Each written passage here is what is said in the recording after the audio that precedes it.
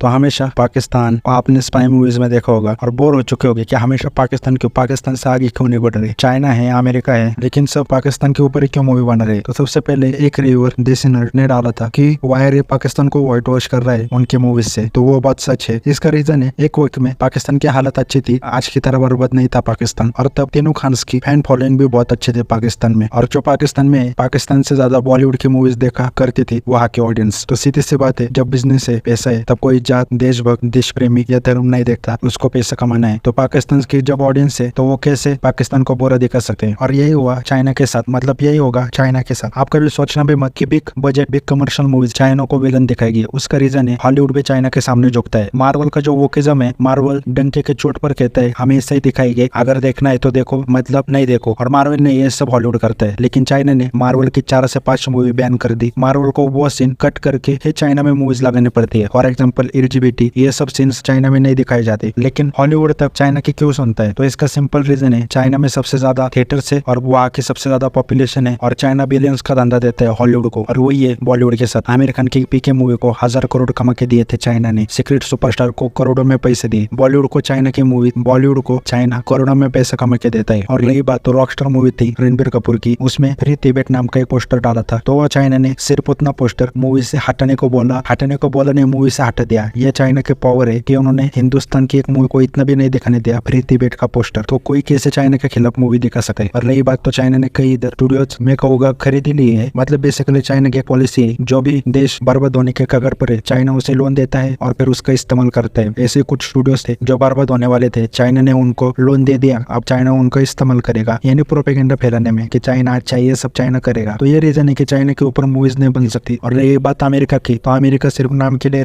Liberal है। जो killer of the flower moon movie थी, जो उनकी इतिहास बताती थी ग्रेट इंडियंस का, तो देखोगे उसे अमेरिका ने कितना ही पसंद किया। तो ये रीजन है तुम लोगों को अमेरिका या फिर चाइना स्पाई मूवीज में नहीं देखते, या फिर इनके अगेंस्ट वाली मूवीज बहुत कम बनी। और पाकिस्तान के खिलाफ भी बहुत कम मूवीज बनी है, जैसे पहले बॉर्डर, JP दत्ता और अनिल शर्मा ने बनाई है बॉर्डर ब्रदर, बाकी किसी ने नहीं बनाई। बाकी सबने, वो सच है बात, व्हाइट वॉश ही करते हैं। अब इसमें कोई किसी को इंटरनेशनल नहीं बोल रहा है, लेकिन ये रियलिटी एक्सेप्ट करनी पड़ी है। फिक्शन है, मैं भी जानता हूँ, लेकिन सिनेमा इन्फ्लुएंस करता है। सिनेमा एक हार्ट पावर है, जैसे बुक पढ़ने से आपको जानकारी मिलती है, वैसे सिनेमा देखकर आपको कुछ ना कुछ तो इन्फ्लुएंस करेगा वो। और ये बात, तुम व्हाइट वॉश मतलब क्या किया जाता है, ISI को पाकिस्तान के अच्छा दिखाया जाता है। मोरारजी देसाई ने रियलिटी में जब पाकिस्तान न्यूक्लियर बम बना रहा था, तब शांति का हाथ बढ़ाया, यानी पाकिस्तान को फोन करके बोला कि तुम न्यूक्लियर बम बना रहे हो, हमको पता है, वो रोक दो। तो ये उन्होंने शांति का हाथ बढ़ाया, वो गांधी जी को मानने वाले थे, तो ISI ने हमारे 200-300 रॉ एजेंट्स मार डाले। ये एक रियलिटी है। तो मैं कहूँगा, मैंने भी मूवी इंटरनेट के हिसाब से ही देखी है और मूवी मुझे पसंद आई। सब मेरा रिव्यू देख लो, ये चीजें मैं रिव्यू में नहीं बोलता हूँ, लेकिन जैसे देसी नर्ड जो भी पॉप कल्चर का रिव्यूअर था, अगर उसने कोई अपना पॉइंट ऑफ व्यू रखा है तो उसे एक्नॉलेज करना सीखो। बाकी रही, मैं बोलूंगा ये प्रोपेगेंडा ढूंढते रहोगे तो तुम्हें बॉलीवुड की हर मूवी में मिलेगा और तुम कभी कोई मूवी एंटरटेन कर ही नहीं पाएगी तुमको। अब तो मैं कहूंगा कि भाई रियल इंसिडेंट्स पर मूवी बने और उसमें कुछ प्रोपेगेंडा डाले तो वो बात सही नहीं है। लेकिन अब ऐसे कोई किसी की आइडियोलॉजी है तो भाई मत ऐसे उसके बेसिस पर मूवी को हिट मत करो। मूवी देखो, एंजॉय करो।